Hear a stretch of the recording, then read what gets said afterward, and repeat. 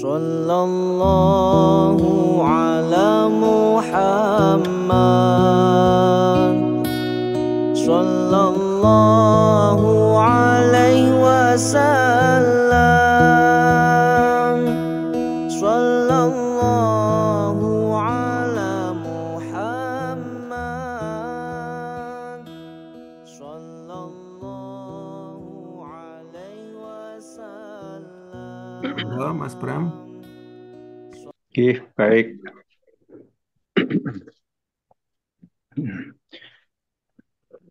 Assalamualaikum warahmatullahi wabarakatuh. Waalaikumsalam warahmatullahi wabarakatuh. Alhamdulillahirabbil alamin wa bihi nasta'inu ala umuri dunya waddin wassalatu wassalamu ala asrofil anbiya'i wal mursalin sayyidina wa maulana Muhammadin wa ala alihi wa sahbihi ajmain. Rabbi shrah li sadri wa yassir li amri wa hlul 'uqdatam min lisani yafqahu qawli. Amma ba'du. Puji syukur kehadirat Allah Subhanahu wa taala yang telah melimpahkan rahmat, taufik, hidayah dan inayahnya kepada kita semua sehingga kita masih bisa mengikuti bersama kajian subuh pagi ini yang diadakan oleh KSO, SMA 3 dan SMP 3 dan yang lain. Tak lupa sholawat dan salam kepada Nabi Muhammad Sallallahu Alaihi Wasallam beserta keluarganya, para sahabatnya, dan para pengikutnya yang tetap istiqomah sampai akhir zaman. Baiklah Bapak Ibu, kajian subuh kali ini mengambil tema berpegang teguh di atas hak yang akan dibawakan oleh Bapak Ustadz Teguh Ismanto Hadi. Beliau adalah alumni SMA 3 Malang angkatan tahun 86. Dan ini merupakan kajian yang keempat bagi beliau di KSO. Untuk singkatnya, untuk mengawali acara KSO yang episode ke-226 ini, Kamis 14 Jumadil Awal 1446 Hijriah atau 14 November. Bila kita awali dengan tilawah dan sari tilawah yang akan dibawakan oleh Bapak Sigit Indriono dengan membaca surat Quran surat Az-Zukhruf surat ke-43 ayat 43 sampai dengan 45. Pada Bapak Sigit, monggo Pak Sigit. Maturnuwun Pak Pramono. Silakan untuk ya. Maturnuwun Pramono. Ya. Ya. Assalamualaikum warahmatullahi wabarakatuh. Waalaikumsalam. Waalaikumsalam. A'udzu billahi minasyaitonir rajim. Bismillahirrahmanirrahim. Fastamsik billadzi uhiya ilaik. Innaka ala siratim mustaqim. Wa innahu ladzikrul laka wa liqaumik. Fasawfa tus'alun.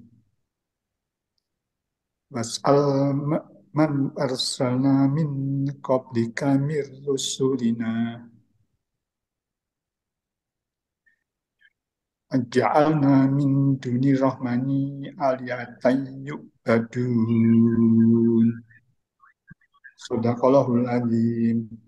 Terjemah surat Az-Zukhruf ayat 43 sampai 45. Maka berpegang teguhlah engkau kepada agama yang telah diwahyukan kepadamu. Sungguh engkau berada di jalan yang lurus. Dan sungguh Al-Quran itu benar-benar suatu peringatan bagimu dan bagi kaummu. Dan kelak kamu akan diminta pertanggungjawaban. Dan tanyakanlah Muhammad kepada Rasul-Rasul kami yang telah kami utus sebelum engkau. Apakah kami menentukan Tuhan-Tuhan selain Allah yang Maha Kuasa dan yang Maha Pengasih untuk disembah? Maha benar Allah dengan segala firman-Nya. Wassalamualaikum warahmatullahi wabarakatuh. Waalaikumsalam warahmatullahi wabarakatuh. Terima kasih Pak Sigit Alhamdulillah. Mudah-mudahan yang tadi bacaan ayat suci Al-Quran, semoga Allah SWT senantiasa memberikan pahala bagi pembaca dan yang telah mendengarkannya. Amin ya rabbal alamin. Baiklah, selanjutnya kita masukin acara inti, yaitu kajian subuh dengan tema berpegang teguh di atas hak, merupakan kajian yang keempat bagi Pak Ustadz Teguh Ismanto. Monggo Pak Sigit, monggo di Pak awal Teguh. untuk Baik. Pak Teguh. Monggo Pak. Bismillahirrahmanirrahim. Assalamualaikum warahmatullahi wabarakatuh. Waalaikumsalam. Waalaikumsalam warahmatullahi wabarakatuh. Innal hamdalillah nahmaduhu wa nasta'inuhu wa nastaghfiruh. Wa na'udzu billahi min shururi anfusina wa min sayyiati a'malina. May yahdihillahu fala mudilla lahu wa may yudlil fala hadiya lahu. Asyhadu an la ilaha illallah wahdahu la syarika lahu wa asyhadu anna sayyidana Muhammadan 'abduhu wa rasuluh. La nabiyya wa la rasula ba'd. Allahumma salli wa sallim ala sayyidina Muhammadin wa ala alihi wa ashabihi wa man tabi'ahum bi ihsanin ila yaumiddin. Qala Allah Ta'ala fi kitabil karim, a'udzu billahi minasy syaithanir rajim. Ya ayyuhalladzina amanu taqullaha haqqa tuqatih wa la tamutunna illa wa antum muslimun. Wa qala ya ayyuhalladzina amanu taqullaha wa tandur nafsum ma qaddamat lighad wattaqullaha innallaha khabirum bima ta'malun. Hadirin rahimakumullah, tentu yang pertama kita bersyukur kehadirat Allah atas karunia yang telah dianugerahkan kepada kita semuanya, terutama nikmat iman dan Islam, sehingga kita semua dengan nikmat tersebut, ya, di samping tentu nikmat kesehatan dan kesempatan, bisa bermuajahah pada pagi hari ini, bertatap muka dalam rangka taqarrub ilallah, mendekatkan diri kita kepada Allah lebih dekat lagi. Walaupun ya dalam majelis taklim ini kita tidak saling temu darat, tidak saling kopi darat, tapi tidak mengurangi apa yang telah disampaikan oleh Rasul Shallallahu Alaihi Wasallam dalam salah satu hadisnya, ketika beliau menyampaikan la yaqaudu qauman ay yadhkurunallah azza wa jal illa hafatz alaihimul malaika wa ghasyiyatuhumur rahmah wa nazalat alaihimus sakinah wa dzakarahumullahu fiman inda. Kata Rasul, bagi mereka yang duduk dalam majelis taklim itu, yang pertama ada anugerah dari Allah, yaitu bahwasanya para malaikat diutus untuk menaunginya. Jadi kalau pada pagi hari ini kita ada berapa orang nih kira-kira? 20. Baik. Tapi saya yakinlah bahwa malaikat itu diperintahkan oleh Allah untuk duduk dalam majelis taklim, ya, melampaui jumlah yang duduk itu sendiri. Jadi ghasyiyatuhumur rahmah. Yang kedua adalah kemudian diliputi dengan rahmat. Wa nazalat alaihimus sakinah, dan juga kemudian diturunkan rasa tenang di dalam jiwa mereka, sehingga mereka melupakan semua persoalan hidup, dan yang teringat hanyalah kemudian akhirat yang sedang mereka tuju. Dan yang paling membanggakan adalah kemudian wa dzakarahumullahu fiman inda. Allah itu kemudian ya membanggakan mereka yang duduk dalam majelis taklim itu satu persatu kepada makhluk yang ada di sampingnya, itu para malaikat.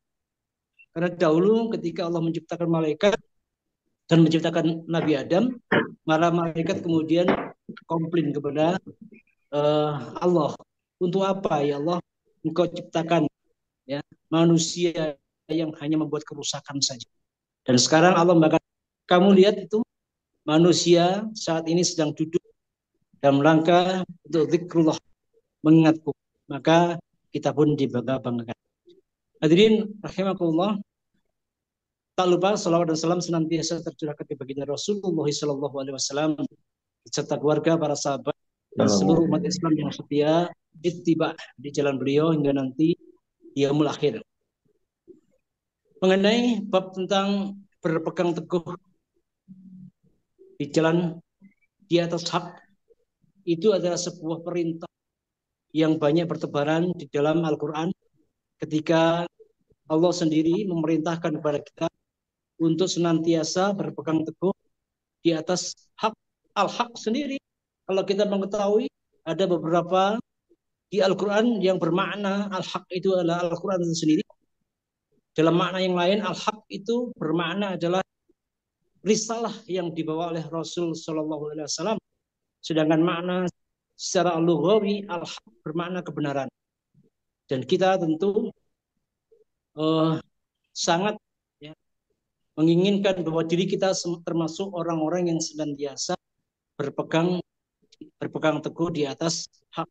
Hadirin rahimakumullah, ketika Rasul Shallallahu Alaihi Wasallam menjelang wafat, beliau pada saat itu memberikan tausiah mau'idhah hasanah kepada para sahabat dengan sangat luar biasa, sehingga kemudian para sahabat itu sangat bercucuran air mata, hatinya bergetar. Maka seorang sahabat yang bernama Al-Irbad Ibnu Sariyah, dia berkata kepada Rasulullah SAW, "Ya Rasulullah, inna hadihi mau'idatun muwaddi'in, famada ta'hadu ilaina."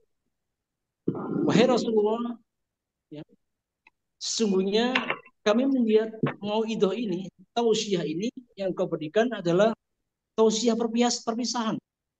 Maka apa yang engkau berikan kepada kami atau engkau janjikan untuk kami jika engkau meninggalkan kami? Maka Rasul menjawab, qad taraktukum ala bayda ilailuha kanahariha. Aku telah meninggalkan untuk kalian. Kalimatnya adalah taraktukum, berarti fil madi adalah kata kerja masa lampau, artinya telah. Aku telah meninggalkan untuk kalian segala sesuatu dari agama ini, dan muamalah juga tentunya, secerah malam bulan purnama, seputih malam bulan purnama, yang saking cerahnya purnama itu seolah-olah secerah siang hari, tak ada satupun yang tersembunyi. Maka Rasul melanjutkan, wala yazighu anha ba'di illa halik. Dan tidak ada seorang pun yang kemudian menyimpang dari petunjukku itu kecuali dia pasti akan dihancurkan atau terkalahkan. Kemudian Rasul mengatakan, faman ya'ish minkum fasayara ikhtilafan katsiran. Barang siapa di antara kalian kemudian yang diberikan usia panjang, kelak di kemudian hari akan banyak melihat ikhtilafan katsiran, banyak melihat perselisihan di antara manusia. Perselisihan yang dimaksud oleh Rasulullah adalah perselisihan berkaitan dengan ad-dinul Islam, agama Islam. Banyak fatwa-fatwa yang beredar di akhir zaman yang nanti banyak berselisih satu dengan yang lain. Maka Rasul berwasiat, fa'alaikum bima araftum min sunnati wa sunnatil khulafair rasyidin al-mahdin addu 'alaiha bin nawajib. Kata Rasulullah, wajib bagi kalian untuk berpegang teguh kepada sunnah-sunnah yang ma'ruf. Perhatikan baik-baik kalimatnya ya. Beliau mengatakan, fa'alaikum bima araftum, maka wajib bagi kalian bima araftum min sunnati, terhadap sunnahku yang kalian sudah ma'ruf, sudah mengenalinya. Artinya dengan kalimat ma'ruf ini menunjukkan bahwa yang dimaksud adalah sunnah-sunnah yang semua manusia itu punya kesepakatan. Ya. Tidak banyak perselisihan. Min sunnati, kata Rasulullah, dari sunnah. Wa sunnatil khulafair rasyidin ahmadin, dan juga sunnah-sunnah 4 khalifahku, yaitu Khalifah Abu Bakar, Umar, Utsman, wa Ali al-Mahdin. Bahkan Rasulullah kemudian memberikan satu julukan kepada para khalifah itu dengan al-Mahdin, karena mereka adalah para khalifah yang langsung diberikan petunjuk oleh Rasul Sallallahu Alaihi Wasallam, karena mereka berempat ini adalah para khalifah yang hidup bersama Rasulullah, sehingga mereka menjalankan kekhalifahannya adalah khilafah ala manhajin nubuwah, menegakkan khilafah di atas manhaj kenabian. Addu 'alaiha binawajid, dan gigitlah kuat-kuat sunnahku dan sunnah para rasul, para khalifahku tadi itu dengan gigi geraham kalian.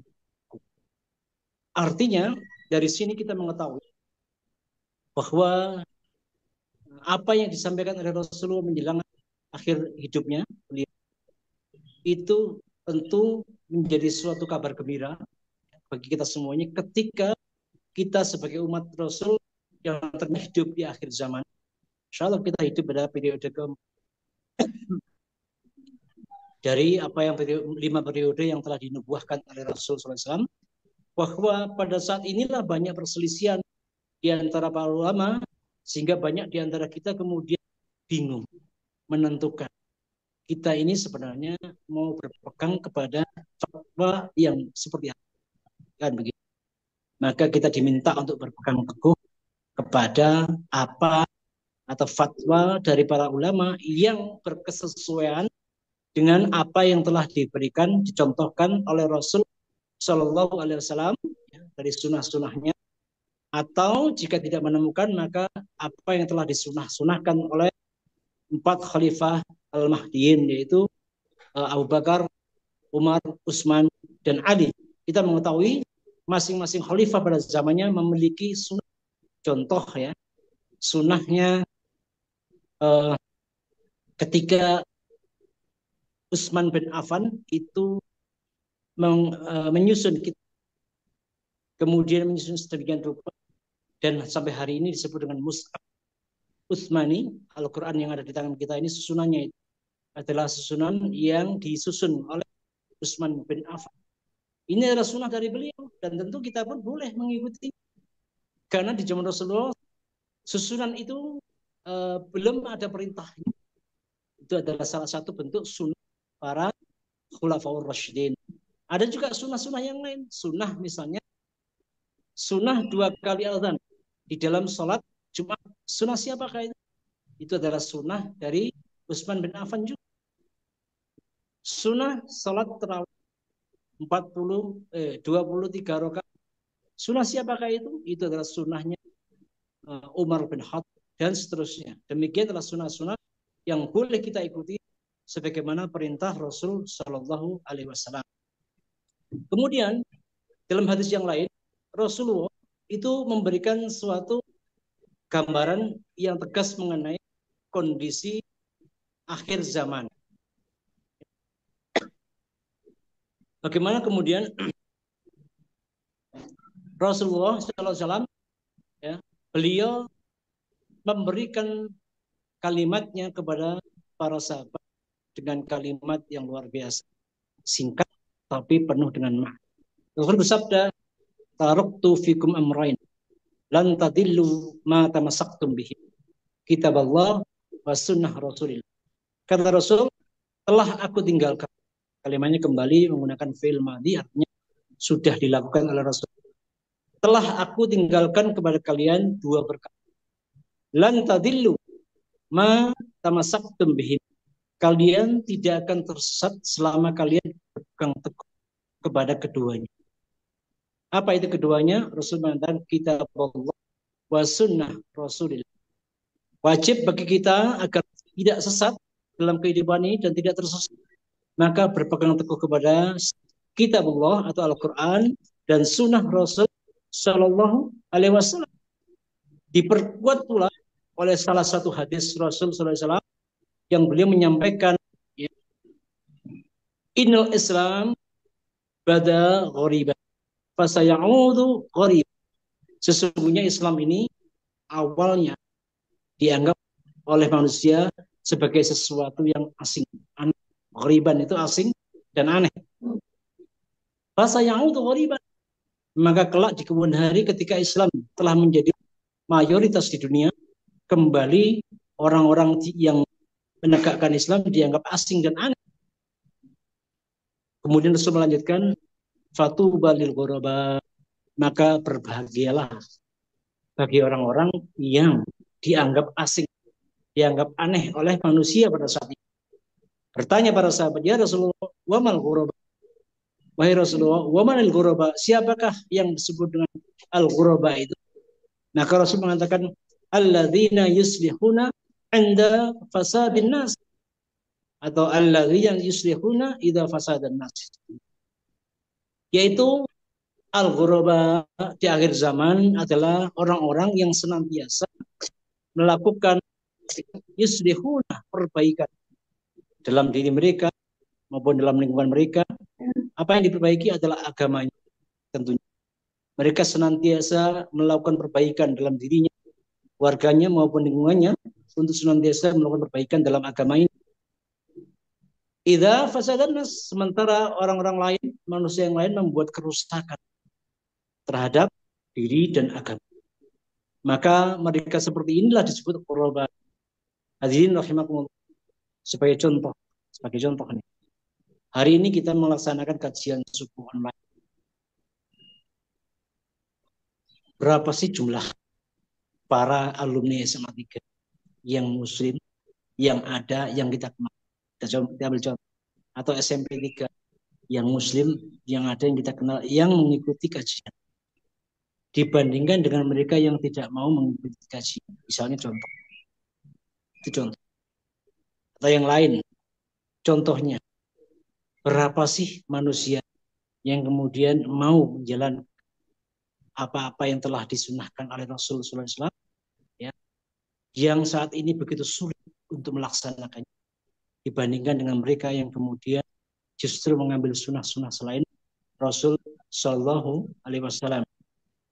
Oleh karena itulah Rasul bersabda, ya'ti 'alan nasi zaman, datang, kelak akan datang kepada manusia satu zaman, ya, as-sabiru bihim ala dinihi, orang yang sabar di dalam zaman itu dalam menjalankan agamanya, kal qabidi al jamri, yaitu seperti orang yang menggenggam bara. Masya Allah. As-sabiru bihim ala dinihi kal qabidi al jamri, orang yang sabar menjalankan agamanya pada zaman ini itu seperti orang yang menggenggam bara. Kira-kira menggenggam bara api itu ada yang kuat nggak? Kan begitu. Pasti banyak yang nggak kuat. Siapapun akan melepaskan bara api dari genggaman. Nggak akan. Nah, seperti itulah kondisi umat di akhir zaman, kata Rasul. Orang-orang yang berpegang teguh kepada agama ini seperti mereka menggenggam bara api di tangannya.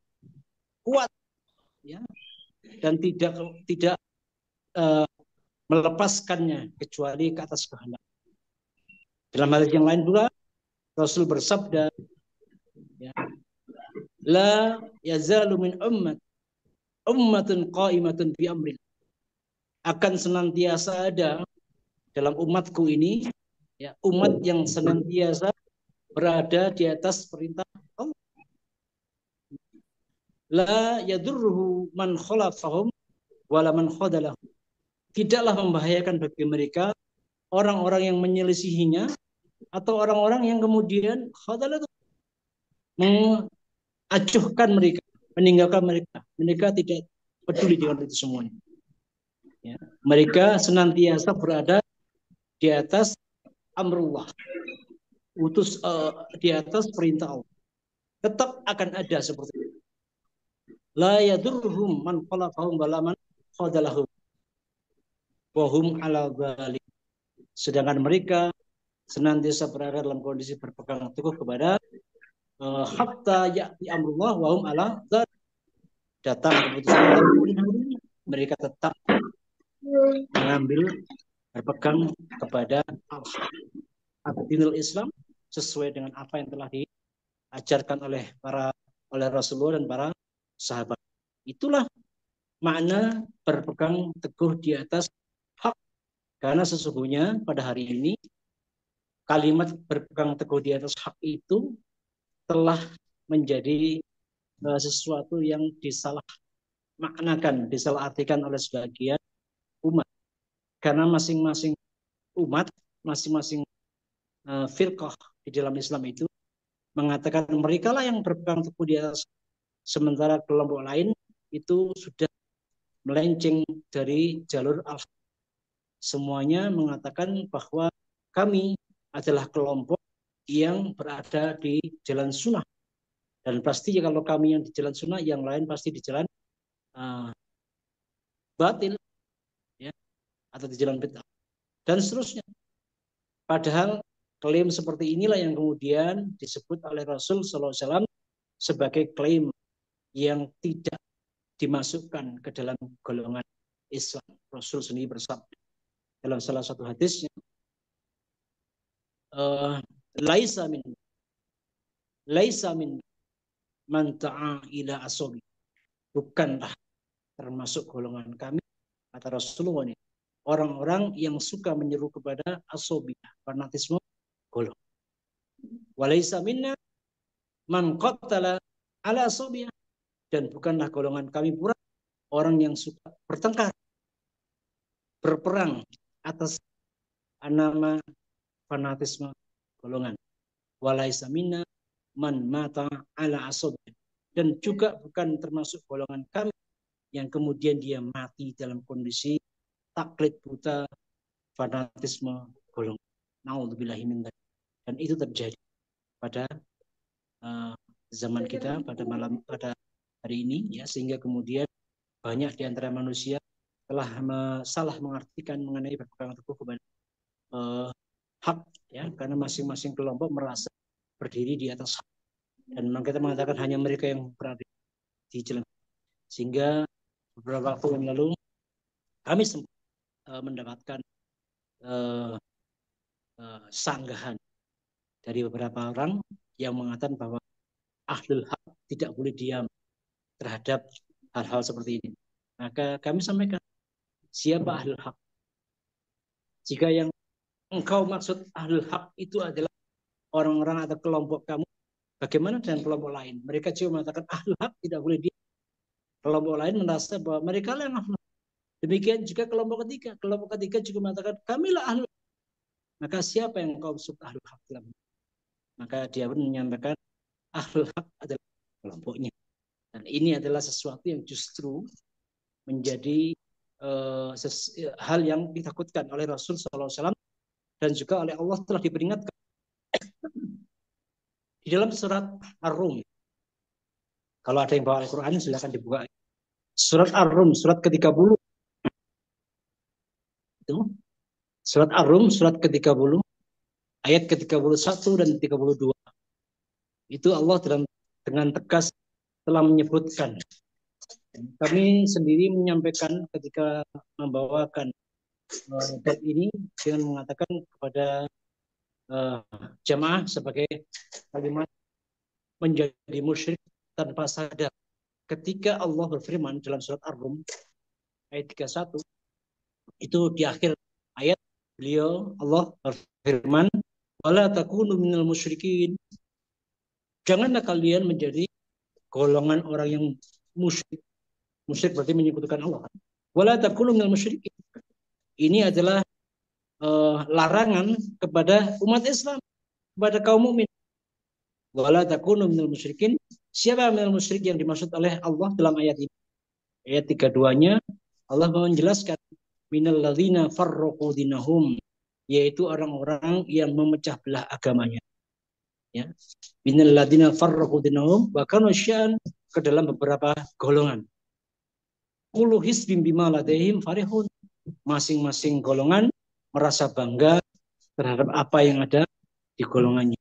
Nah, ini bangga atas golongan yang kemudian kebanggaan itu menimbulkan rasa percaya diri yang berlebihan sehingga kemudian dia beranggapan bahwa hanya golongannya lah yang paling benar, maka itu digolongkan di dalam surat ini sebagai orang yang musyrik. Naudzubillahi min dzalik. Dan tentu banyak orang tidak sadar. Hadirin rahimakumullah,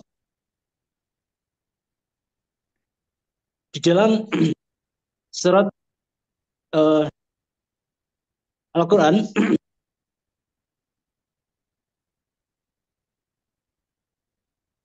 Allah berfirman, Al-Imran ayat 103. A'udzubillahi minasyaitonir rajim. Wa'tasimu bihablillahi jami'an wa la tafarraqu. Berpegang teguhlah kalian dengan tali Allah. Jami'an, bersama-sama. Perhatikan baik-baik kalimatnya. Kalau ada yang buka Al-Quran, silakan surah Ali Imran. Surat ketiga, ayat 103. Wa'tasimu bihablillahi jami'an. Berpegang teguhlah kalian dengan hablillah, tali Allah. Jami'an, bersama-sama. Wala tafarraqu, dan janganlah kalian berpecah belah. Kalimatnya dua di situ. Yang pertama adalah perintah untuk berpegang teguh dengan tali Allah secara berjamaah dan tidak boleh berpecah belah. Kalimatnya adalah bihablillah. Tapi hari ini kita melihat wa'tasimu bihablil hizbiyah. Ya. Kita hari ini telah menyaksikan kalimat berpegang teguhlah kalian dengan tali hizb, tali golongan, tali kelompok. Berubah makna itu ya, pada hari ini, sehingga kemudian sekali lagi umat Islam telah jauh menyimpang dari apa yang telah seharusnya diperintahkan oleh Allah SWT dalam surah Ali Imran ayat 103 itu. Kemudian Allah melanjutkan, "Wadhkuru ni'matallahi 'alaikum id kuntum a'da'an fa'alafa baina qulubikum." Ingatlah nikmat Allah ketika kalian dahulu sebelum Islam turun. Itu ya saling bermusuh-musuhan. Islam di umat manusia di Indonesia, kalau di sudah jelas lah, suku-sukunya saling bermusuhan, saling bunuh-bunuhan, berperang satu dengan yang lain. Kemudian ketika Islam datang, Rasul datang, maka semua suku-suku itu disatukan.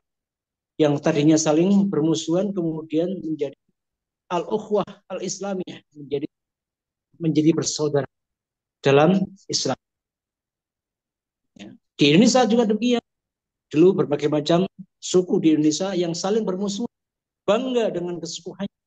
Tetapi ketika Islam telah masuk ke Indonesia dan menjadi agama mayoritas, maka suku-suku itu pun bersatu dan jadilah negara kita, negara Indonesia yang jelas ya, Islam berperan sangat besar untuk kemudian menyatukan berbagai macam suku bangsa di Indonesia itu dalam satu negara. Ya. Yang tentu dulunya saling bermusuhan. Nah, inilah makanya kita diminta untuk berpegang teguh dengan tali Allah, tidak dengan tali yang lain. Niscaya kalau kita berpegang teguh dengan tali Allah, maka tidak ada permusuhan dan kemudian kita selamat. Sebagaimana tadi yang disampaikan oleh Rasul dalam hadisnya, ketika Rasul mengatakan, selama kita berpegang teguh pada dua hal yang Rasul sampaikan, yaitu kitabullah wa sunnah Rasulillah, niscaya kita tidak akan tersesat dari jalan Allah di dunia wal akhir. Kita mengetahui hari ini mayoritas kita semuanya, maaf ya, kalau kita mengakui ini, Bapak sekalian, Ibu sekalian, sesungguhnya sunah-sunah kehidupan kita, terutama di bidang muamalah, bahkan sebagian di bidang agama itu sudah menjauh dari sunnah Rasul, bahkan kita lebih mengikuti sunnah selain sunnahnya Rasul. Contoh, kita libur baik sekolah maupun libur kerja itu hari apa, Pak? Libur sekolah maupun libur kerja itu hari apa? Sabtu Minggu. Sabtu Minggu. Sabtu dan Ahad. Sabtu Ahad. Saya mau tanya, Sabtu itu hari besarnya agama apa? Yahudi. Nah, kalau Ahad hari besarnya agamanya Nasrani. justru pada dua hari itu kita mengagungkan hari rayanya orang Yahudi, dan Ahad kita merayakan hari rayanya orang Nasrani. Tapi hari raya umat Islam hari apa? Hari Jumat. Nah, kenapa hari Jumat kita lihat? Kan begitu ya, contoh. Ini contoh saja, bukan untuk dijadikan sebagai sebuah ajang untuk perselisihan, tidak. Tapi kita sebagai contoh saja.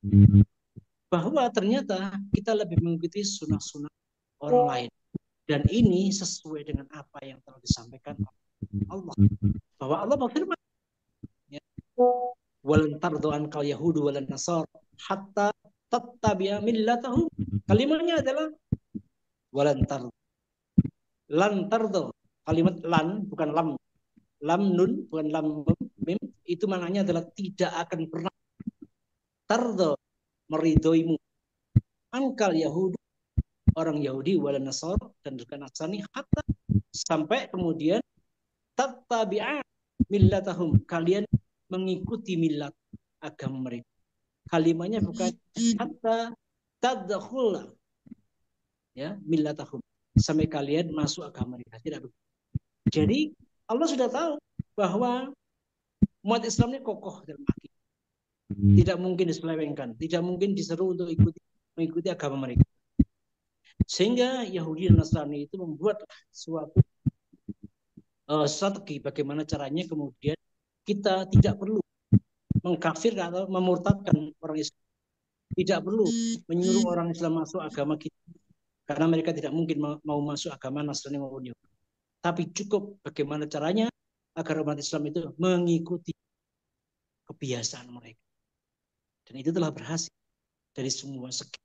Dari setiap sisi kehidupan ini, kita tanpa sadar telah mengikuti sunnah-sunnah Yahudi dan Nasrani tanpa kemudian mengindahkan sunnah-sunnah Rasul. Bahkan terkadang sunnah-sunnah itu bertentangan satu dengan yang lain dengan sunnah Rasul Sallallahu Alaihi Wasallam. Itu dari satu hal saja. Belum kemudian sistem keuangan, sistem perdagangan, sistem pendidikan, sistem pemerintahan, apalagi. Coba sebutkan dalam kehidupan kita. Adakah di antara yang ada itu kemudian telah menggunakan sunnah Rasul atau justru sunnah para orang-orang Nasrani maupun Yahudi? Tentu kita akan mendapat hampir 90% justru kita mengambil sunnah-sunnahnya Yahudi dan Nasrani. Makanya Rasul mengatakan, ya'ti ala nasi zaman as-sabiru fihim ala dinihi al-qabidu alal jamri. Tadi akan datang kepada manusia suatu zaman orang yang sabar ya, di zaman itu menjalankan agamanya. Artinya orang yang sabar menjalankan syariat Islam itu seperti menggambarkan sulit. Tapi walaupun sesulit apapun bagi kita sebagai umat Rasul SAW wajib untuk tetap ya, berusaha semampunya menggambara itu, walaupun panas menyengat di tangan kita semuanya, tapi bagi kita itu tidak seberapa dengan apa yang telah diancamkan oleh Allah dan Rasulnya bagi siapa yang kemudian lebih memilih sunnah-sunnah selain sunnah Rasul Sallallahu Alaihi Wasallam. Hadirin rahimakumullah, saya kira itu adalah makna daripada apa yang disampaikan oleh Mas Edri ya, yang memberikan kepada saya yaitu tema mengenai berpegang teguh ya, di atas hak, dan saya sangat menyukainya karena kebetulan itu adalah sesuatu yang selama ini sudah kami dakwakan di mana-mana berkaitan dengan apa yang seharusnya dilakukan oleh manusia di akhir zaman, ya tentunya zaman kita ini yang dimaksud oleh Rasul Sallallahu Alaihi Wasallam. Saya kira itu yang bisa kami sampaikan, Bapak Ibu yang dimuliakan Allah. Barangkali ada yang ingin didiskusikan, saya persilakan. Saya kembalikan kepada pembawa acara. Baik, Bapak Ibu, monggo yang mau bertanya atau mungkin mau berdialog dengan Pak Ustadz. Iya, Monggo. saya nanya dulu Pak Ustadz ya.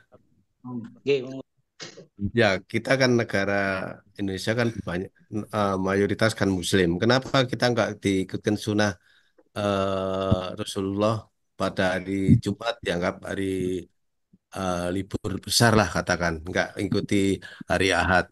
Kenapa ya nggak dialihkan? Karena kita mayoritas kan Muslim. Makasih. baik. Ya, jadi begini, tentu kita tidak bisa menyalahkan apa yang terjadi pada negara kita. Sebagaimana kita ketahui bahwa Islam itu runtuh ketika kekhilafan terakhir Utsmani di Turki tahun 1927. 24 atau 27? 24. Ya, 1924 itu runtuh, maka semenjak itu pun semua sistem di dunia ini dijauhkan dari sistem Islam. Kalau kita mengetahui dahulu di zaman kekhalifahan Islam luar biasa, ya, pendidikan di semuanya gratis, tidak ada orang miskin zaman itu. Negara Islam maksudnya, negara-negara yang di bawah naungan Muslim tidak ada yang miskin. Bahkan di zamannya Umar bin Abdul Aziz itu tidak ada yang mau menerima zakat. Kenapa? Karena semua umat Islam berkecukupan, hidupnya dijamin, dan seterusnya. Kemudian ketika Islam runtuh tahun 1924, semenjak itu semua sistem dunia, pendidikan, pemerintahan dan sebagainya diganti dengan sistem non-Islam. Sampailah ke negeri kita pun begitu, ya. Pada hari ini kita mengetahui sistem ekonomi kita, sistem pemerintahan kita menggunakan apa? Jelas bukan pemerintahan, jelas bukan khilafah, Pak. Kita menggunakan pemilihannya dengan sistem demokrasi, kan begitu. Yang jelas bukan dari Islam. Tentu kita tidak ingin memperdebatkan itu, tetapi ini sebagai hal yang perlu kita sampaikan, ya, sebagai kenyataan yang ada. Dan tentu sebagai pembuat kebijakan dalam negeri ini, sistem demokrasi menggunakan, ya, hampir 100% itu adalah sama dengan apa yang digunakan oleh negara-negara demokrasi yang lain agar memiliki kesamaan sistem. Tapi kalau Bapak sekalian melihat di mana negara Islam seperti Saudi Arabia atau di Qatar dan lain sebagainya, atau yang terdekat yaitu di Brunei Darussalam, hari liburnya adalah hari rayanya hari Jumat. Sabtu Ahad itu mereka tetap berkegiatan seperti biasa. Itu contohnya. Ya, karena kita mengikuti sistem demokrasi, maka kita pun mengikuti sistem itu sampai ke dalam tataran kehidupan kita sehari-hari. Tentu kita tidak bisa menyalahkan, dan kita semuanya yang hadir ini, tak ada satupun yang lahir di tahun 1924. Ada nggak yang lahir sebelum 1924? Nggak ada, kan, ya? Jadi nggak sempat merasakan bekas-bekas kejayaan Islam pada saat itu. Belum. Dan kita lahir sudah dalam kondisi demokrasi ada dalam genggaman kita. Dan pada waktu itu kita merasa bahwa inilah adalah sistem yang menjadi jalan kita. Dan kita merasa nyaman dengannya, dan sebagian kita justru kemudian membelanya mati-mati. Dan akhirnya tanpa terasa kita pun pelan-pelan tanpa terasa kita mengikuti sistem demokrasi itu sampai dalam muamalah kehidupan kita sehari-hari. Jadi kita tidak menyalahkan itu. Andaikan kemudian negara ini, ya, kemudian mayoritas umat Islam itu bersatu menegakkan yang namanya itu syariat Islam, baru kemudian seperti di mana di Saudi Arabia atau di mana Brunei Darussalam bisa menjadikan hari libur itu adalah hari Jumat. Atau harusnya, ya, seperti pondok-pondok pesantren yang ada itu mereka mau mencoba, toh tidak ada larangan, kan, mencoba untuk menjadikan hari Jumat itu sebagai hari libur, menggantikan hari Sabtu dan harusnya begitu. Tapi saya sampaikan tadi, bahkan sampai kepada pendidikan Islam pun, pondok pesantren pun menjadikan Sabtu dan Ahad sebagai hari libur. Bayangkan, masuknya sampai seperti itu. Masuknya sampai seperti itu, dan kami tidak berdaya untuk menyampaikan ini kepada kami sampaikan kepada para pondok pesantren ini. Kenapa nggak dicoba? Mereka pun tidak berdaya, ya, karena itu sudah pilihan. Karena wali santrinya itu kalau mau berkunjung kepada santrinya, bisanya kalau nggak Sabtu ya Ahad, ya, Jumat nggak bisa mereka. Jadi akhirnya mereka terpaksa juga meliburkan pada hari Sabtu dan Ahad. Ini yang terjadi. Jadi wali santrinya ini kunjungannya bisanya mengunjungi putra-putrinya hanya pada hari Sabtu dan Ahad, terpaksa pula pondoknya hanya mampu meliburkan pada hari Sabtu dan hari Ahad. Begitu, Pak Lucian. Ya. Terima kasih, Ustaz. Kalau mau bertanya lagi, Monggo. Pak Hendri. Iya, baik, makasih Mas Tunun, Mas Teguh, luar biasa. Tadi memang kalau kita lihat kondisi sekarang ini banyak sekali ya saling saling mengklaim seperti apa yang disampaikan Pak Ustadz ya. Dan kita disarankan untuk bersabar. Pertanyaan yang mendasar saya kira ya, apakah sabar itu ada batasnya ya Pak Ustadz? Karena dalam hati sebenarnya kita itu apa ya, apalagi kalau agama kita itu dihujat ya oleh orang kita sendiri. Itu sebenarnya dalam hati itu kita tidak terima ya. Tapi kita tidak punya kemampuan untuk mengkanter itu gitu. Kalau itu apa ya di dekat kita mungkin karena rasanya kita ingin menonjok gitu ya. Karena ya itulah karena kita tidak terima agama kita itu dihina seperti itu. Tapi ya itu tadi itu tidak berdaya. Apakah kita sabarnya itu sejauh mana ya Pak Ustadz? Ngatan kemauan. Ya, ada hal-hal yang patut kita perhatikan. Kalau tadi yang disampaikan oleh Pak Hendri adalah pertanyaannya berkaitan dengan bagaimana agama kita kemudian dilecehkan oleh eh, orang-orang yang justru dari golongan kita sendiri. Artinya dari umat Islam sendiri, Pak Hendri. Iya, Ya, mungkin yang mewakili maka dengan mereka nggih, nggih. iya betul. Maka tentu kita harus lihat dulu pertama bahwa di dalam Islam itu ada yang namanya umat Islam. Ya, itu dibagi dalam beberapa golongan sesuai golongan yang disebutkan dalam Al-Quran. Golongan pertama adalah golongan ya, Islam hak atau al-mu'minul hak. Yang al-mu'minul hak ini adalah yang disebutkan dalam Al-Quran. Mereka itu senantiasa berpegang teguh kepada rasa percayanya kepada mereka yang senantiasa memakmurkan masjid ya, 5 waktu, rukuk berjamaah dan seterusnya. Yang kedua, ada golongan yang disebut al-munafik. Al-munafikun adalah orang-orang yang secara fisik dia sholat, dia puasa, dia zakat, dia haji bahkan, tapi hatinya sesungguhnya dia tidak menyukai Islam itu sendiri.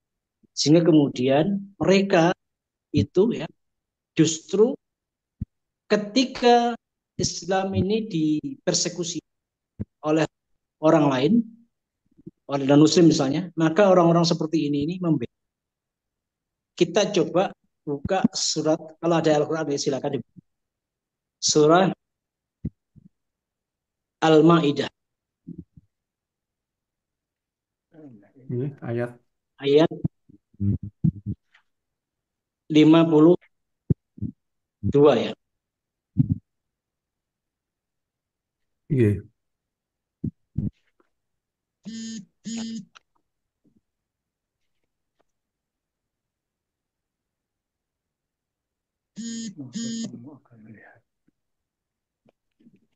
Berarti kan Mbak Ipe di situ. Ketemu ya Pak ya. Al-Maidah 52.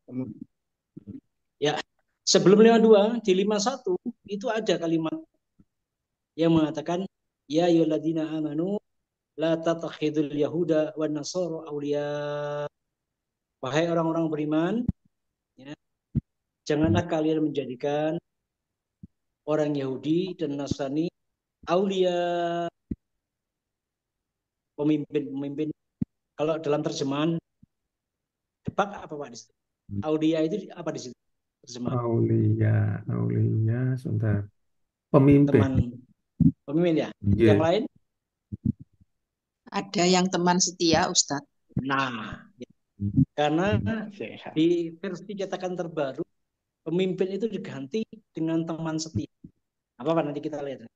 Jadi gara-gara kasusnya dulu 411 ini ya di Jakarta, yaitu Depak itu dalam cetakan terbarunya merubah ayat ini terjemahnya dengan kalimat teman setia, aulia.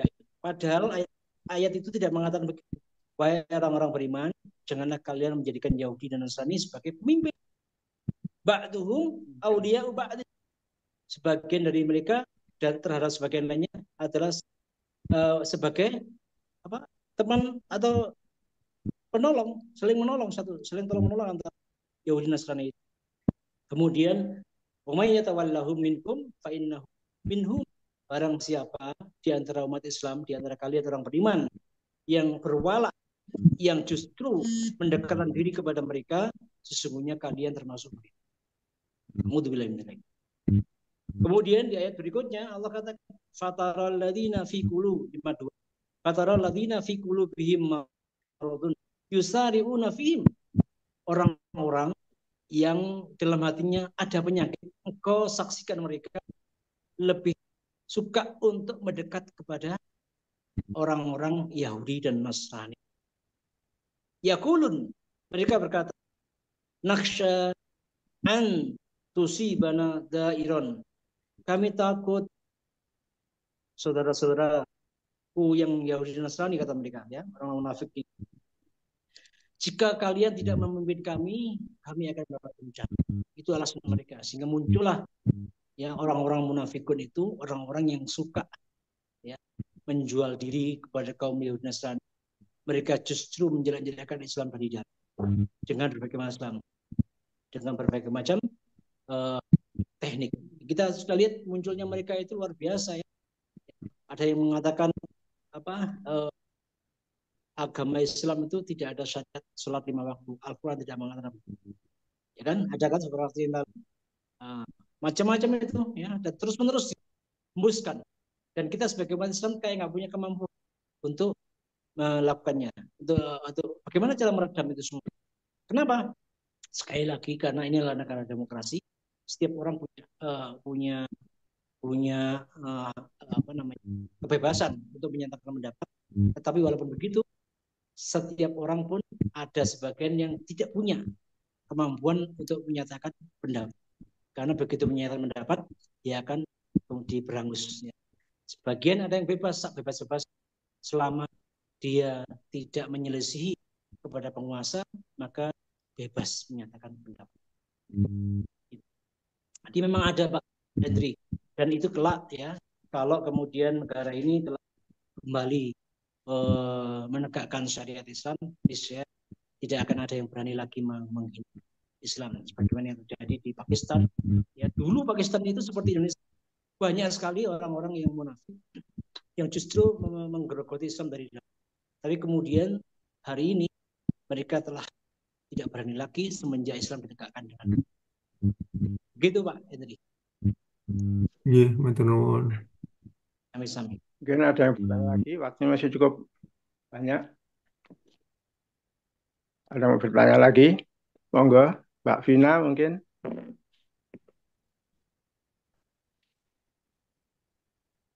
Atur nuwun Mas Pram.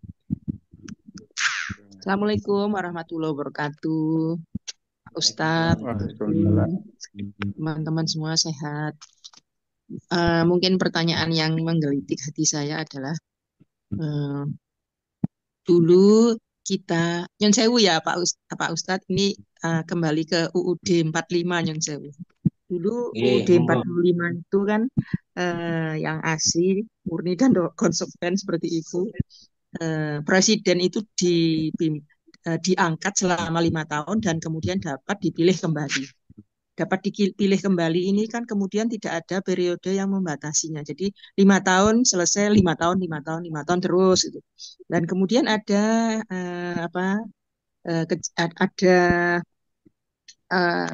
Amandemen. Maksud saya ada ada presiden 1, 2 itu kan kemudian kan 5 tahun dan 5 tahun berikutnya terus begitu. Kemudian dengan gelombang reformasi demokrasi kemudian dirubah, hanya boleh 2 periode. Hanya boleh 2 periode. 2 periode ini kemudian kita juga menganut sistem demokrasi. Demokrasi di sini adalah dulu kalau kita wakilkan pada MPR. Kemudian sekarang kita wakilkan, kita tidak diwakilkan oleh MPR, tapi semua rakyat boleh memilih dan akan jadi suara terbanyak. Lah Nyun Sewu ini, kemudian suara terbanyak ini, kemudian kalau kita lihat ternyata tidak jauh, Nyun Sewu ya, jauh dari nilai-nilai Islam. Kemudian bagaimana caranya supaya kita bisa seperti negara yang menganut sistem Islami itu yang akan dilaksanakan secara baik, murni begitu, supaya kita mendapatkan kejayaan seperti dulu kala juga seperti itu. Atur nuwun, mungkin pertanyaan saya agak menyimpang yang sewu Pak Ustadz. Assalamualaikum warahmatullahi wabarakatuh. Waalaikumsalam warahmatullahi wabarakatuh. Ya, sebagaimana kita ketahui bahwa sistem demokrasi sebelumnya ketika di era presiden pertama yaitu Soekarno dan juga presiden kedua itu Soeharto, tidak ada batasan lamanya memerintah kecuali cuma 5 tahun dan kemudian bisa dipilih sampai kapanpun selama dia masih bersedia untuk dicalonkan. Dan kemudian dari 2 pengalaman sejarah tersebut, para umat Islam di Indonesia, para pemikir di Indonesia, politikus di Indonesia, kemudian menilai bahwa kekuasaan yang dipegang oleh satu orang dalam kurun waktu yang lama itu bisa menjadikan absolutis. Jadi absolut menjadi sesuatu yang membahayakan sendiri bagi demokrasi itu. Ya. Mereka mengatakan, sehingga kemudian mereka mengadakan yang dinamakan gelombang protes, reformasi, dan kemudian merubah undang-undang melalui DPR dan disahkan oleh MPR, kemudian dijadikanlah undang-undang itu presiden hanya bisa dipilih 2 periode. Sebagaimana yang juga dilakukan oleh negara-negara demokrasi seperti Amerika dan lain sebagainya. Tetapi kita mengetahui bahwa saat ini jika kita melihat demokrasi itu kan suara terbanyak. Betul, Bu. Suara terbanyak itu tidak peduli. Contoh misalnya dalam satu kampung ada pemilihan RT. Di kampung itu mayoritas penjudi. Di satu kampung itu ada pemilihan RT. Kampung itu 80% diisi oleh orang yang suka berjudi. Kira-kira yang jadi ketua RT-nya itu orang yang suka judi atau orang yang suka judi? Kan gitu. Nah, artinya suara terbanyak itu bukan menjadi jaminan kebenaran bisa terjadi. Betul, karena apa? Secara fitrahnya manusia itu diciptakan dalam kondisi memang suka sekali menentang Allah. Ya, sebagaimana Nabi Adam ketika diminta untuk jangan makan buah khuld, tetap makan. Padahal sudah diberikan kenikmatan sangat. Manusia pun begitu. Dikasih larangan macam-macam, dikasih arahan ya nggak mau. Maka demokrasi itu suaranya orang gila. Jenengan kalau pemilu suara jenengan misalnya yang dokter gitu, dengan suara orang gila nilainya sama nggak? Sama kan? Suaranya orang gila juga dihargai satu suara sah. Kan? Nilainya seorang profesor dokter juga dinilai sama satu suara sah. Kan nggak masuk akal.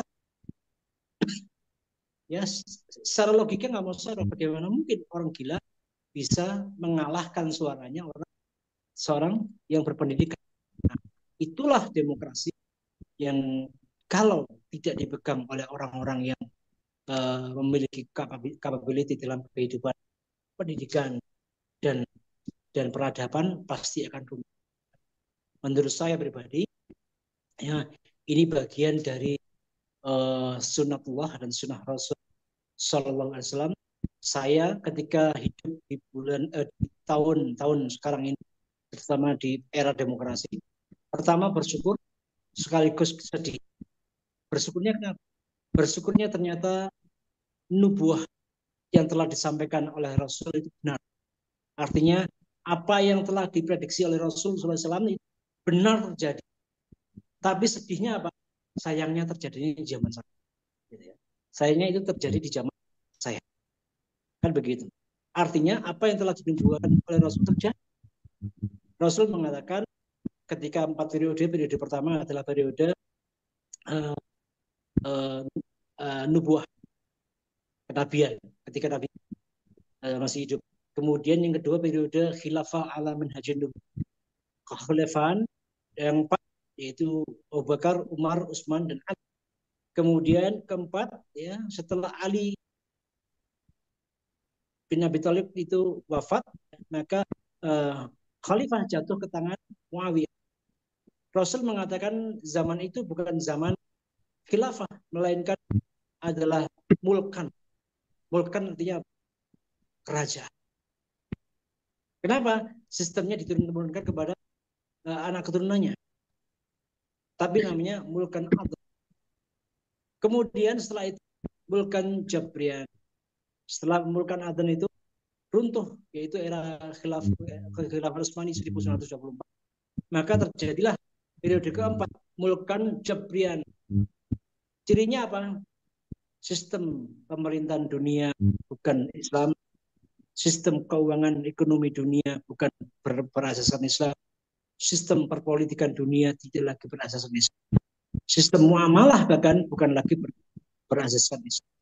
Dan kita hidup di periode keempat ini yang membuat saya pertama bahagia karena Rasul benar, sehingga saya membuktikan bahwa Rasul adalah memang berkata sesuai dengan apa yang telah diwahyukan. Yang kedua, saya sedih kenapa saya hidup di zaman yang keempat. Dan nanti setelah ini akan kembali ke era yang namanya khilafah ala minhajin nubuwah. Kita menunggu itu ya sama-sama, insya Allah nanti kelar era itu baru kemudian seorang pemimpin itu akan dipilih oleh ahlul hali wal aqdi, orang-orang yang punya kapasitas untuk memilih. Tidak semua orang bisa memilih seorang pemimpin kecuali mereka yang punya kemampuan, punya ilmunya untuk memilih orang terbaik yang akan memimpin suatu bangsa. Demikian, Bu. Demikian Mbak Matur Vina, suwun Pak masih Ustadz, ada. matur suwun nggih. Matur nuwun sangat Pak Ustadz. Sami. Ada lagi yang mau bertanya?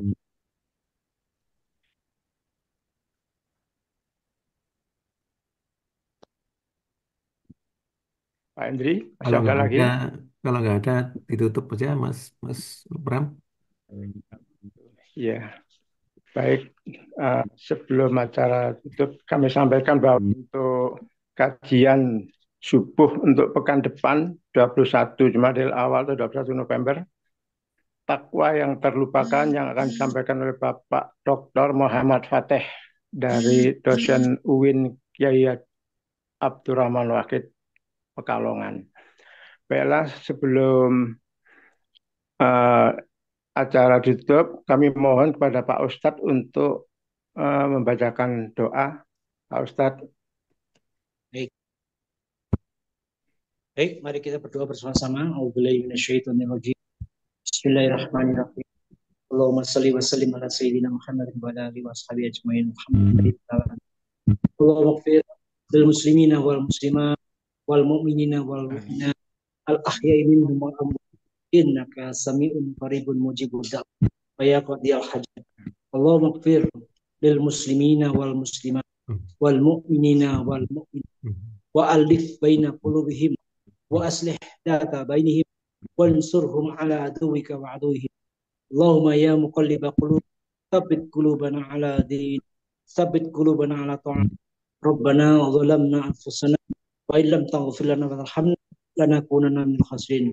Rabbana la tuzigh qulubana ba'da idh hadaytana wa hab lana min ladunka rahmah innaka antal. Allahumma inna nas'aluka min kulli ismin huwa lak sammaita bi nafsika aw anzaltahu fi kitabika aw alamtahu ahadan min khalqika aw ista'tharta bihi min ilmil ghaibi anta ja'al Qur'an rabi'a qalbi wa nura sadri wa jila husni wa dawahami wa ghammi. Rabbana taqabbal minna innaka antas samiul alim wa tub alaina innaka antat tawwabur rahim. Rabbana atina fid dunya hasanah wa fil akhirati hasanah wa qina adzabannar. Subhana rabbika rabbil izzati amma yasifun wa salamun alal mursalin walhamdulillahi rabbil alamin. Assalamualaikum. Waalaikumsalam warahmatullahi wabarakatuh. Demikian tadi tausiah yang disampaikan oleh Pak Ustadz Teguh Ismanto. Kami ucapkan terima kasih kepada Pak Ustadz.